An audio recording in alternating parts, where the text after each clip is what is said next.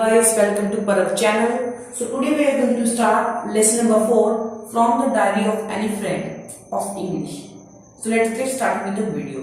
Writing in a diary is a really strange experience for someone like me.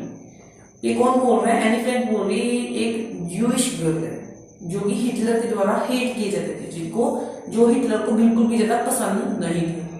कहते कि Anne Frank लिख रही है कि मेरे जैसे लड़की के लिए डायरी लिखना यानी अपने थॉट्स शेयर करना काफी ज्यादा स्ट्रेंज का मतलब होता है अनोखा एक्सपीरियंस है। ठीक है, not only because I have never written diary anything before but also because it seem to me that later on neither I nor anyone else will be interested in the music of 13-year-old school girl। कहते कि इसलिए मुझे अनोखा नहीं लग रहा, इसलिए मुझे स्ट्रेंज नहीं लग रहा डायरी लिखने में। कहते कि ये कारण नहीं है कि मैंने कभी डायरी पहले लिखी नहीं है इसलिए मुझे थोड़ा शायद सा फील हो रहा है, स्ट्रेंज फील हो रहा है। कहते कि ये बात नहीं थी। कहते कि मुझे स्ट्रेंज इसलिए फील हो रहा था, अनोखा थोड़ा सा इसलिए फील हो रहा था क्योंकि मुझे लगता था कि मेरी जो डायरी है वो कोई पढ़ेगा नहीं, मेरी डायरी में किसी को इंटरेस्ट नहीं होगा। क्यों? क्योंकि इसको लगता था कि स्कूल चाइल्डहुड होता है उसमें कौन इतना अच्छे थॉट्स नहीं लिख सकता है, क्योंकि लोगों को भी लगेगा कि एक छोटी बच्ची क्या लिख दिया आपकी डायरी में, वो कुछ उसकी इंग्लिश भी इतनी अच्छी नहीं होगी। अगर वो अपनी लैंग्वेज लिखेगी, अपनी लैंग्वेज में लिखेगी तो भी इतनी अच्छे थॉट्स नहीं डालेगी। कहते हैं उसको ऐसा लगता था कि मेरी डायरी कोई भी किसी को भी इंटरेस्ट नहीं होगा मेरी डायरी पढ़ने में। Paper has more patience than people. कहते हैं कि पेपर यानी कागज के टुकड़े के पास आदमियों के से ज्यादा पेशेंस होते हैं सहन शक्ति। I thought of this saying on one of those days when I was feeling a little depressed and was sitting at home with chin in my hands। कहते कि मैं उस दिन की बात कर रही हूँ जब मैं अपने ऐसे बाजू को अपने ऐसे गाल पे लगा लेते हैं ना, ऐसे करके बैठ जाते हैं। तो कहती मैं वो बात कर रही हूँ जब हम बोर हुए होते हैं, स्ट्रेस यानी जब हमारे में कोई भी एनर्जी नहीं होती, बिल्कुल जीरो एनर्जी होती है, वो टाइम की बात कर रही है। Wondering whether to stay in or go out. कहते कि तब मैं सोच रही थी कि मैं अंदर ही रहूं या बाहर जाऊं। I finally stayed where I was brooding. ठीक है, ब्रूडिंग होता है चिंता करना। Yes, paper does have more patience and since I am not planning to let anyone else read the stick back note. Stick back होता है, stick का मतलब होता है हार्ड। ठीक है, कहते कि मैं इसलिए पेपर में लिख रही थी क्योंकि जो पेपर है उसमें बहुत ज्यादा पेशेंस है। अब आप सोचोगे कि पेपर में पेशेंस कैसे है आदमियों की से ज्यादा? क्यों? जैसे कि आप पेपर में लिख रहे हो, चाहे आप कितनी भी अपनी दुखी बातें लिखो और चाहे आप कितनी भी अपनी सुखी बातें लिखो, वो कुछ बोलेगा नहीं। इसका मतलब क्या हुआ कि आप उससे अपनी फीलिंग शेयर करते जा रहे हो और वो सुने जा रहे हो। बट अगर किसी आप फ्रेंड के साथ शेयर करो, रिलेटिव के साथ शेयर करो, अपने फैमिली मेंबर के साथ शेयर करो, तो वो क्या करता है, अगर आप थोड़ी सी बात बताते हो तो फिर वे बीच में बोलने लगना शुरू कर देता है।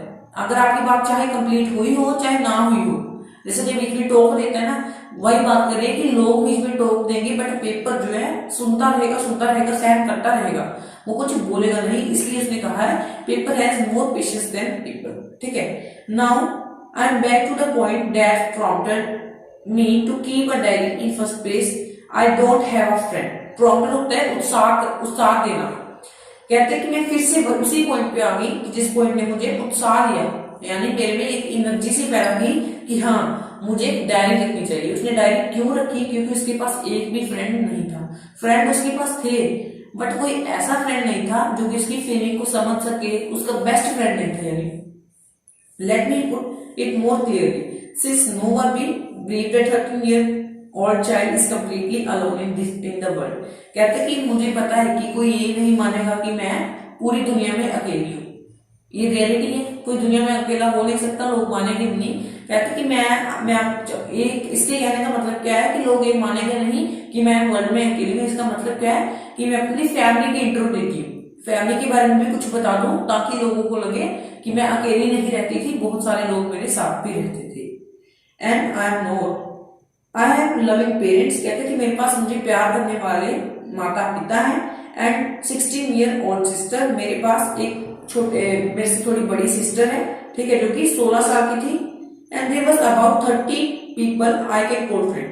उसके पास कितने फ्रेंड थे? 30 फ्रेंड थे, बट उनमें से कोई भी बेस्ट फ्रेंड नहीं था। बेस्ट फ्रेंड कौन होता है? जो कि हमारी फीलिंग को समझ सकता है, हमारी फीलिंग को एक दूसरे में हम शेयर करते हैं। I have a family, loving aunt and a good home. कहते कि मेरे पास एक पूरी कंप्लीट फैमिली थी, मुझे प्यार करने वाली आंटीज थी, और कहते कि मेरे पास एक अच्छा घर भी था। No, on the surface I seem to have everything except on my one true friend. कहते कि बाकी सारी चीजें मेरे पास थी, पेरेंट्स थे, सिस्टर थी, आंट्स थी, घर था मेरे पास खाने के लिए, पीने के लिए, अच्छी चीजें भी, सब कुछ था मेरे पास, बट एक चीज की कमी थी, वो थी एक ट्रू फ्रेंड, सच्चा मित्र या सच्चा दोस्त। ठीक है। All I think about when I am with a friend is having a good time. I can't bring myself to talk about anything but ordinary everyday things. कहते कि मैं किसी को साथ ऐसे ही अपनी फीलिंग शेयर नहीं कर देती थी। कहते कि मुझे ऐसे बिल्कुल अलग सा लगता था जब मैं अपनी फीलिंग किसी के साथ शेयर कर दूं। ठीक है। We don't seem to be able to get any closer and that's the problem. कहते कि मैं किसी के पास जाकर उसमें ऐसे कई बच्चे होते ना कि जो कि किसी में दिल में बस जाते हैं, अगर एक बार भी बात करें तो उससे पूरी अपनी उसकी जानकारी ले लेते हैं, उससे पूरे पक्के फ्रेंड बन जाते हैं। कहते कि मैं वैसी नहीं थी। कहते कि मैं कैसी थी कि मैं दूर दूर रहना पसंद करती थी हर एक से। कहते कि मैं इतनी बातें भी नहीं करती थी, इसलिए मैं किसी के क्लोज नहीं थी और अपनी फीलिंग शेयर नहीं करती थी। ठीक है। Maybe it's my fault that we don't confide in each other. कहते कि मेरी गलती थी। फॉल्ट होता है गलती, ठीक है, प्रॉब्लम, फॉल्ट होता है प्रॉब्लम। कहते कि मेरी प्रॉब्लम थी कि मैं किसी के बीच में घुस नहीं सकती, किसी के बीच में घुसना यानी किसी से प्यार, मतलब कि बातें अगर चाहे हम ना भी जानते हो तभी भी उसको बुलाना, ठीक है, बातें करना, फिर धीरे धीरे क्या होने लगता है कि हम आपस में हमारे संबंध बन जाते हैं। ठीक है, फिर हम एक फ्रेंड बन जाते हैं। कहते कि मेरी प्रॉब्लम थी मैं किसी को बुलाती ही नहीं थी। कहते कि मेरी प्रॉब्लम थी। मे बी फिर ये हम in any case that just how things are and unfortunately they are not liable to change. This is I have started diary. कहते कि मेरे पास ऐसे कोई फ्रेंड नहीं था जिसके साथ मैं अपनी फीलिंग शेयर कर सकूं। ठीक है। फिर कहते कि मैंने डायरी लिखना शुरू कर दिया क्योंकि मेरे पास फ्रेंड नहीं था। क्यों डायरी लिखना शुरू कर दिया? क्योंकि ताकि वो अपनी फीलिंग्स जो है अपनी डायरी के साथ शेयर कर सके। ठीक है। और वो अपना जो मन है, अगर हम किसी के साथ अपनी फीलिंग शेयर करते हैं तो हमारा मन जो है हल्का हो जाता है, हमें थोड़ी राहत मिलती है कि हाँ हमने अपनी फीलिंग्स जो है शेयर कर दी है। कहते कि मुझे भी वैसा लगता था कि अगर मैं अपने साथ किसी के साथ फीलिंग शेयर कर दूं तो मेरा मन थोड़ा हल्का हो जाता था। कहते हैं इसलिए मैंने क्या किया, डायरी लिखनी शुरू की। यहाँ से आपका काफी ज्यादा इंपॉर्टेंट क्वेश्चन हो सकता है कि एनी फ्रैंक ने डायरी लिखनी क्यों शुरू की, और एक यहाँ से ऊपर से क्वेश्चन हो सकता है paper has more patience than people, justify. मैंने आपको बता दिया क्यों, क्योंकि पेपर अगर हम चाहे कितनी भी दुखी वाली फीलिंग जो उसके साथ शेयर करते जाए वो बिल्कुल बोलेगा नहीं। बट अगर हम किसी आदमी से या औरत से या किसी भी ह्यूमन बीइंग से बात करें तो बीच में अगर हम दुखी बातें सुना रहे होंगे तो जहां तो वो सुनेगा नहीं, नजरअंदाज कर देगा उसको। ठीक है। बट अगर सुनेगा भी तो बीच में टोकना शुरू कर देगा। ठीक है। ये आपके दो क्वेश्चन है, काफी ज्यादा इंपॉर्टेंट है, 2 to 3 मार्क्स में आपको आ सकते हो। तो इनहैंस होता है increase. To increase the image of this long-awaited friend in my imagination, I don't want to jot down the fact in this diary the way most people would do. But I want the diary to be my friend, and I am going to call this friend Kitty. कहते कि मैं ये नहीं है कि जो मैं दिन में करूं सब कुछ जो लिख दूं, अगर मैंने कितने टाइम पे खाना खाया, क्या खाया, ऐसी कई बातें मैंने कहते कि कई लोग ऐसा लिखते हैं कि क्या क्या किया हमने, पूरे दिनचर्या लिख देते हैं। बट कहते कि मैं पूरा एहसास करूं, जोट डाउन होता है लिखना, जोट डाउन का मतलब क्या है, लिखना। कहते कि मैं ऐसा कुछ नहीं करना चाहती थी। कहते कि मेरा मतलब मैं बाकियों की तरह जो लोग ऐसे करते हैं कि सारी दिनचर्या लिख देते हैं, क्या खाया, क्या कब मैं सोया, कब उठा, सब कुछ लोग लिख देते हैं। कहते कि मैं वैसा नहीं करने वाली थी। ठीक है। उसने ये भी कहा, और कहते हैं कि जो मैंने फ्रेंड बनाई थी, आपको आप ये भी आ सकता है कि जो एनी फ्रेंड थी उसका रियल ट्रू फ्रेंड कौन था, तो आपको बोलना है डायरी। फिर आपको ये भी आ सकता है कि उसका नाम क्या था, किटी। उसने बोला है ना कि मैं उसको किटी बुलाने वाली, किटी यानी उसका नाम हुआ इसलिए वो किटी बुला रही थी, इसलिए डायरी का नाम क्या था, किटी। ये याद रखना बिल्कुल। Since no one understand a word of my stories to Kitty, if I were to plunge होते हैं to start immediately, I had better provide a brief sketch of my life, much as I dislike doing so. कहते हैं कि मैं आपको पूरा जो अपनी लाइफ है उसके बारे में आपको ब्रीफ स्केच भी देने वाली हूँ। ठीक है। और कहते हैं कि बट मैं से हेट करती हूँ, मैं अपना ब्रीफ स्केच लेना नहीं चाहती थी। कहते बट मैं आपको फिर भी दे रही हूँ। My father the most adorable होता है lovable father I have seen didn't marry my mother until he was 36 and she was 25. कहते हैं कि मेरे फादर जो कि काफी ज्यादा प्यार करते थे मेरी मदर से और हमसे भी, कहते कि उन्होंने क्या किया, कहते कि तब उसके फादर जब उसके फादर 36 की हो गए और उसकी मदर 25 की हो गई, तब उन दोनों ने जाकर शादी की। मान लो अभी इसके कहने का मतलब क्या है कि जैसे उसका फादर काफी ज्यादा एज का बड़ा हो, ठीक है, उसके मदर एज के छोटे हो, और उसने मान लो कि उसके फादर ने अभी 12th पास कर ली और 12th पास करके वो शादी करना चाहते थे, बट उसकी मदर अभी किसी छोटी क्लास में थी, मान लो उसकी मदर अभी 10th में थी, अभी उसको मदर के +1 भी पास करना था, +2 भी पास करना था, तब उसके फादर की एज आगे आगे बढ़ती रही, उसके फादर की एज बढ़ती रही। कहते कि जब उसकी मदर की एज 25 हो गई तब उसके फादर की 36 हो गई थी, बट कहते फिर भी उन्होंने अपनी मदर उस जो जिससे वो लव करते थे, इसलिए बोला है अडोरेबल फादर है, ठीक है, तब उन्होंने जाकर शादी की अपनी मदर से, उसकी मदर से, एनी फ्रैंक की। उसके फादर तब 36 के हो गए थे जब उसकी मदर 25 की हुई, फिर दोनों ने जाकर शादी की। माय सिस्टर मार्गोट, उसकी सिस्टर का नाम क्या है, मार्गोट। काफी ज्यादा इंपॉर्टेंट क्वेश्चन है, ये भी आपको आ सकता है इससे ऊपर वाला क्वेश्चन ही, कि तब उसके फादर कितनी एज के थे जब उसकी उसके फादर और मदर की एज बताइए जब उन दोनों की शादी हुई। और ये भी आ सकते हैं कि उसकी सिस्टर का नाम क्या था, किसकी सिस्टर का, एनी फ्रैंक की सिस्टर का नाम क्या था, नाम क्या था उसका, मार्गोट। कहते हैं जो मार्गोट थी वो कहां पर बोर्न हुई थी, फ्रैंकफर्ट में हुई थी जर्मनी में 1926 में। आई वॉज बोर्न ऑन 12 जून 1929, यानी एनी फ्रैंक जो है अपनी बहन से 3 साल छोटी है। I lived in Frankfurt until I was born, कहते कि जब तक मैं 4 साल की थी तब मैं फ्रैंकफर्ट में ही रही जहां मैं पैदा हुई थी। माय फादर एमिग्रेटेड टू होलैंड इन 1933, कहते कि मेरे फादर जो थे उन्होंने अपना शिफ्टिंग कर ली होलैंड में 1933 में। माय मदर एडिथ होलैंडर फ्रैंक, इसकी मदर का नाम भी दिया गया है एडिथ होलैंडर फ्रैंक। आपको काफी ज्यादा इंपॉर्टेंट क्वेश्चन आ सकता है, 1 मार्क्स से इंपॉर्टेंट क्वेश्चन हर एक लाइन से रिलीज हो रहे हैं, अराइज हो रहे हैं, इसलिए आपको इसलिए अंडरलाइन कर लेना इसको ध्यान से। Went with him to Holland in September, कहते कि मेरी मदर भी मेरे फादर के साथ ही जब वो होलैंड में गई 1933 में, कहते मेरी मदर भी मेरे फादर के साथ ही सितंबर 1933 में ही मेरे फादर के साथ होलैंड चली गई। While Margot and I was sent to Aachen to stay with our grandmother, कहते कि मेरी दादी माँ जो थी वो एचेन में रहती थी, एचेन एक किसी जगह का नाम है। कहते कि मैं और मेरी बहन, उसकी बहन का नाम क्या था, मार्गोट। कहते कि मुझे और मार्गोट को कहाँ पर भेज दिया गया था, मेरी ग्रैंडमदर के साथ रहने के लिए भेज दिया गया था। उसकी ग्रैंडमदर कहाँ पे रहती थी, एचेन पे। काफी ज्यादा इंपॉर्टेंट क्वेश्चन है, अंडरलाइन करना मत भूलना। Margaret went to Holland in December and I followed in February, कहते कि जब हमें अपनी दादी माँ के पास छोड़ दिया गया, कहाँ पर रहते थे वो, एचेन में। कहते कि फिर मार्गोट जो है वो दिसंबर में हमारे मदर फादर के पास चली गई और दिसंबर में गई, कहते कि और मैं फरवरी में कहाँ पर चली गई, अपने मदर फादर के पास चली गई। When I was plunked down on a table as a birthday recent for Margot, I started right away the Montessori nursery school. I stayed there until I was 6. कहते कि फिर मैंने पढ़ाई करनी शुरू कर दी, मैं स्कूल जाना शुरू कर दिया। कौन से स्कूल को जाती थी, मोंटेसरी नर्सरी स्कूल। कहते कि वहां उस स्कूल में तब तक पढ़ी जब मैं 6 सालों की नहीं हुई। Eight which the time I started in the first form in the 6th form, कहते कि मैं मोंटेसरी नर्सरी स्कूल में फर्स्ट क्लास में स्टार्टिंग की थी मैंने, और 6th क्लास में कहते कि जब मैं 6th क्लास में हुई उसकी टीचर का नाम था कैपुरस, ठीक है, वो हेड मिस्ट्रेस थी। At the end of the year, we were both in tears as we said a heartbreaking farewell. अब क्या हुआ, कहते कि मैं फिर मोंटेसरी नर्सरी स्कूल में जाना शुरू कर दिया। जब कहते कि मैं फर्स्ट क्लास से लेकर 6th क्लास तक मोंटेसरी नर्सरी स्कूल में ही पढ़ी थी। कहते कि बट मैं फिर क्या हुआ जब वो 6th क्लास में हो गई, 6th फॉर्म यानी 6th क्लास।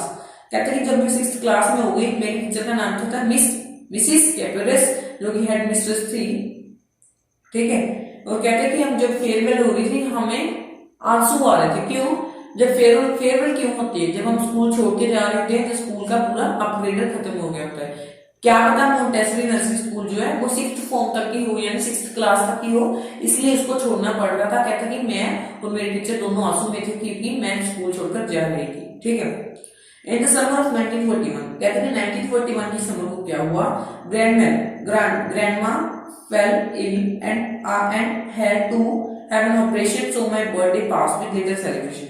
कहते हैं कि 1941 को मेरी दादी माँ बीमार हो गई और कहते हैं कि उनका फिर ऑपरेशन हुआ। कहते हैं कि जो मेरा बर्थडे आया था बीच में, कब उसका बर्थडे हुआ था?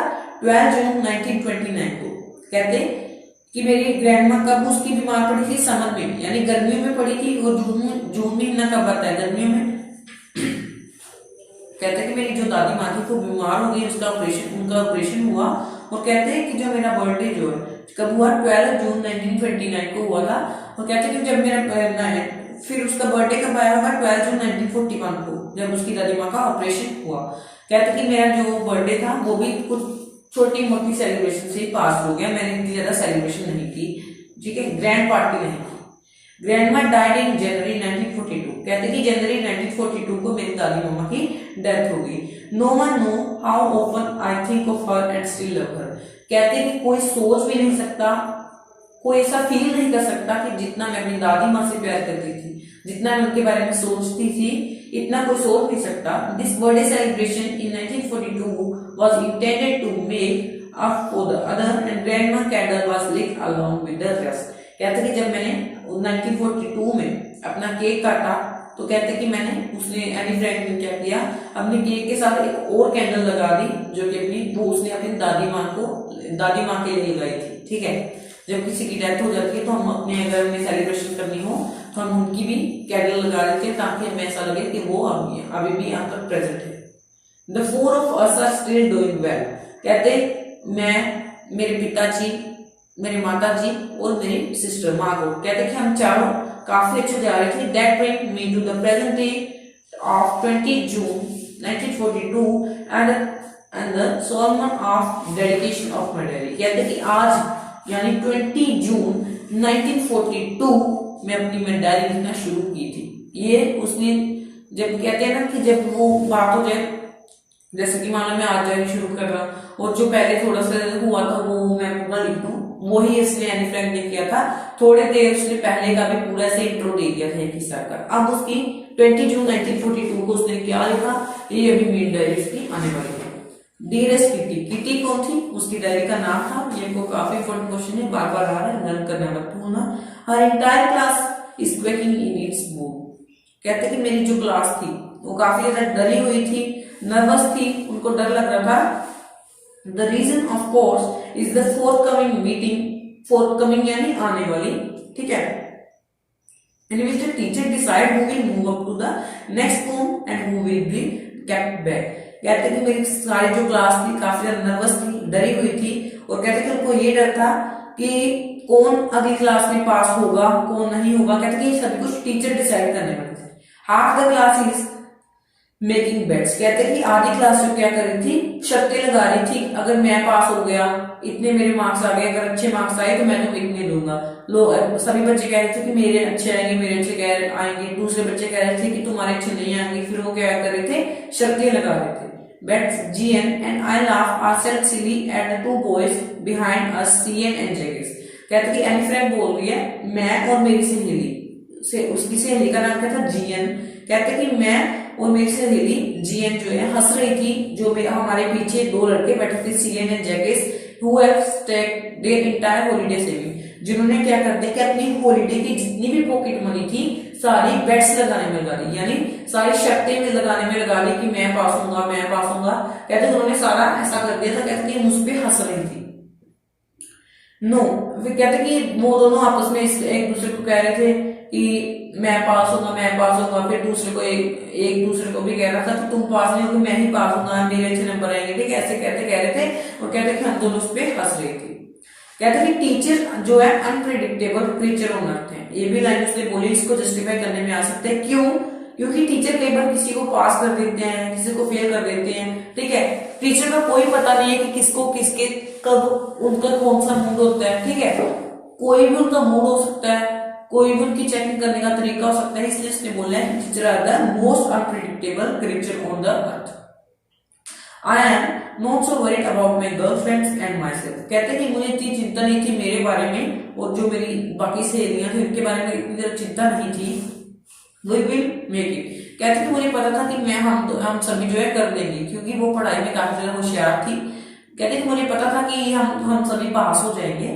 The only subject I am not sure about is math. कहते कि मुझे एक सब्जेक्ट का ही डर था कि क्या मैं पास होंगी या नहीं होंगी।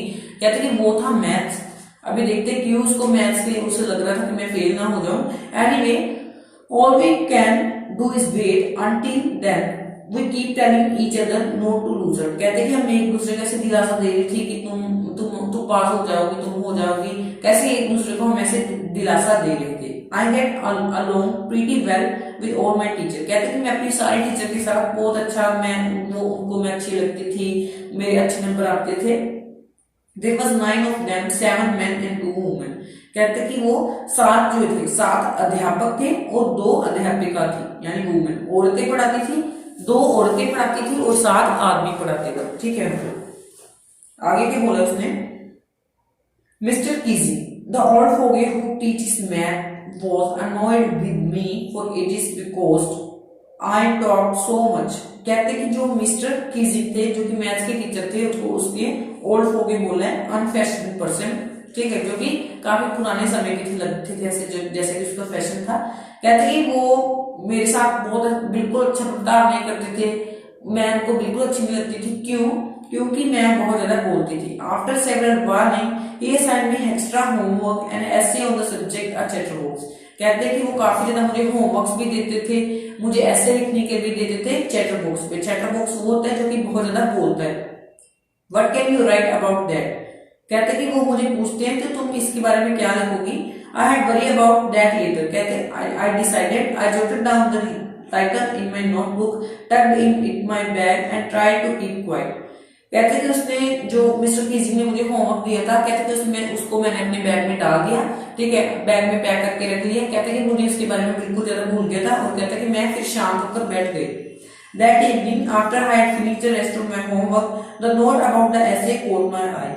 कहते कि मुझे तो पहले याद ही भूल गया था। जब मुझे शाम में छुट्टी हुई तो मुझे शाम पे मैं अपना होमवर्क कर रही थी और कहते कि मेरी आंख उस पे पड़ी, जो पेपर जिसमें मैंने लिखा था चैटर बॉक्स का ऐसे लिखना है। कहते कि फिर मैं क्या करने लगी, सोचने लगी। कैसे? उसने फाउंटेन पेन लिया, जैसे हम कहते हैं जब सोचना होता था हमने अपनी किसी जैसे पेन होता है तो उसको च्यू करना शुरू करते हैं। कहते कि मैंने भी बिल्कुल वैसे ही किया। कहते कि मैं फाउंटेन पेन की निब को च्यू कर रही थी। ठीक है, कहते कि फिर मैं सोचने लगी कि चैटर बॉक्स के ऐसे में क्या लिखूं। Animal would ramble on and leaves big spaces between the words. कहते कि ये सभी हर एक बच्चा करता ही होगा। हम क्या करते हैं मेनली कि जब अगर हमें कोई चीज ना आती हो तो हम क्या करते हैं, किसी चीज को लिखते लिखते बहुत ज्यादा उसमें बड़े बड़े स्पेसेस ले लेते हैं ताकि हमें अच्छे नंबर मिल जाए अगर टेस्ट हो। ठीक है, किसी का ऐसा लगे कि हाँ बच्चे ने 4 पेज लिखती है, 5 पेज लिखती है, बड़े बड़े स्पेसेस छोड़ते हैं। ठीक है, अगर हमने लेटर लिखते हो तो कहते कि हर एक ऐसा करता है। कहते कि मैंने भी उस दिन ऐसा ही किया। But the trick was to come up with a convincing argument to prove the necessity of talking. कहते कि बट जो मेन मुद्दा था, कहते कि मैं ऐसे तो किया मैंने, बहुत बड़े बड़े स्पेसेस उसमें वर्ड्स के बीच में छोड़े ताकि मेरा ऐसे लंबा हो जाए। बट कहते कि मेरी जो मेन मुद्दा था ऐसे लिखने का, कहते कि ये तो वो था कि ताकि टीचर को भी लगे कि हाँ बोलना भी काफी ज्यादा जरूरी है। कहते कि मैं टीचर को सबक से दे सकती थी। ठीक है, कौन? Any friend. I thought and thought। कहते मैं सोचती गई and suddenly I had an idea। कहते कि फिर मेरे दिमाग में एक आइडिया आया। I wrote the 3 pages Mr. Keesing had assigned होता है given me and was satisfied। कहते कि फिर मैंने 3 पेजेस लिख दिए ऐसे की, चैटर बॉक्स के ऐसे पे उसने 3 पेजेस लिख दिए। कहते कि मुझे भी तब सेटिस्फेक्शन हुई कि हाँ मैंने बिल्कुल सही किया, कि हाँ ये ऐसे उनको सेटिस्फाइड कर जाएगा। ठीक है, I argued that talking is a student trait and that I would do my best to keep it under control। कहते कि फिर मैंने भी अपना, कहते कि मैंने उसमें लिखा कि जो टॉकिंग है वो मदर से ऐसे आ जाता है। कहते कि मैंने उसमें लिखा कि मैं अपने आप को बोलने से रोक नहीं सकती। क्यों ऐसा क्यों लिखा? क्योंकि उसने ये भी लिखा कि जो मेरे कैरेक्टर्स हैं, जो बोलने के कैरेक्टर्स हैं, ये मुझे मेरी मदर से आए, इसको मैं कभी रोक नहीं सकती।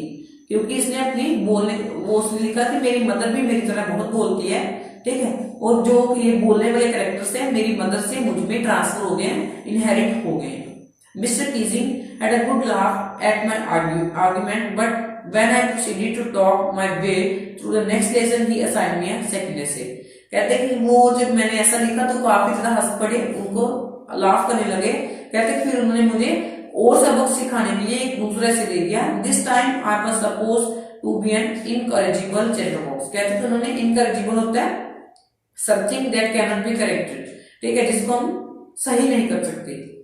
फिर कहते हैं कि उन्होंने फिर से मुझे एक ऐसे दे दिया, मेरे हाथ में पकड़ा दिया, mister Keesing has nothing to complain about for 2 whole lesson, however during the 3rd lesson. कहते हैं कि फिर मिस्टर कीजिंग को कोई भी शिकायत नहीं आई जब मैंने 2 ऐसे लिख दिए। कहते हैं कि वो मैंने पूरी अच्छे तरीके से लिखे। सेकंड ऐसे के बारे में उन्होंने इतना ज्यादा नहीं बताया, फर्स्ट ऐसे के बारे में बताया है कि उन्होंने अपनी मदर के ट्रेड्स के बारे में लिखा और मैंने बिग बिग स्पेसेस छोड़ दी। फिर सीधे 3rd ऐसे पे आ गए हैं। कहते हैं कि फिर उन्होंने मिस्टर कीजिंग ने जब सेकंड ऐसे पढ़ लिया तो फिर उन्होंने मुझे 3rd ऐसे दे दिया जिसका नाम था quack quack said mister chatterbox, quack quack quack said mister chatterbox. तो ये देखते हैं उन्होंने इस ऐसे में क्या लिखा, the class roared I had to laugh to through I did nearly exhausted my ingenuity on the topic of chatterboxes. कहते हैं मैं अभी चैटरबॉक्स के टॉपिक की लिख के थक चुकी थी, क्योंकि फर्स्ट भी लिखा था, सेकंड भी लिखा था।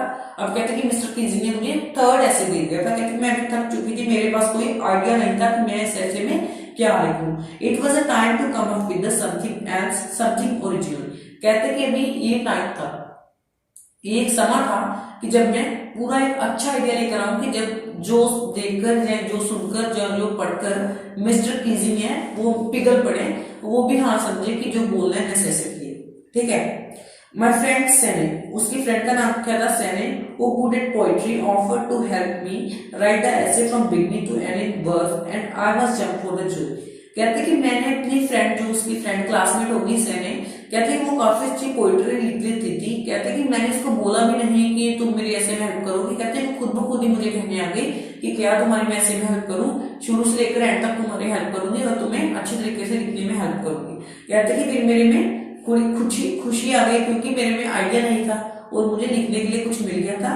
और वो सेने जो थी काफी ज्यादा अच्छी थॉट्स लिखती थी, ठीक है। I finish my poem, it was beautiful, it was about my mother duck and father swan with 3 baby duckling who were bited to death by the father because they quack too much. कहते कि फिर उसने क्या लिखा, सनी ने एक मुझे mother duck और फादर स्वैन की स्टोरी लिख के दी। क्यों, उसके जो फादर स्वैन था उसने अपने बच्चों को चबाकर ऐसे उसको चबाकर ही खा लिया, तो उसने मार दिया था। क्यों, क्योंकि वो बहुत ज्यादा बोलते थे, ठीक है। कहते हैं मुझे लगता था कि ये भी मेरे टीचर पे काम कर देगा। कहते हैं कि फिर उन्होंने मैंने अपने बहुत सारे कमेंट्स बीच में ऐड कर दिए, ठीक है। और कहते हैं कि फिर मैंने अपनी जब टीचर को दिया तो उन्होंने भी मुझे रोकना बंद कर दिया। फिर वो भी कहते कि क्लास में कभी कभी जोक मार देते थे, ठीक है। यही है हमारी from the diary of any friend. ये छोटा सा पार्ट है, एक पूरा अच्छे तरीके से इनकी बुक है, ठीक है, उसमें पूरा दिया है। एक छोटा सा पार्ट उसमें हमारी बुक में दिया था, काफी अच्छी स्टोरी थी। होप कि आपको वीडियो अच्छी लगी होगी। अगर वीडियो आपको अच्छी लगी है तो हमारे चैनल को सब्सक्राइब कर देना, वीडियो को शेयर करना मत भूलना, वो वीडियो को लाइक भी जरूर कर देना। Thank you for watching.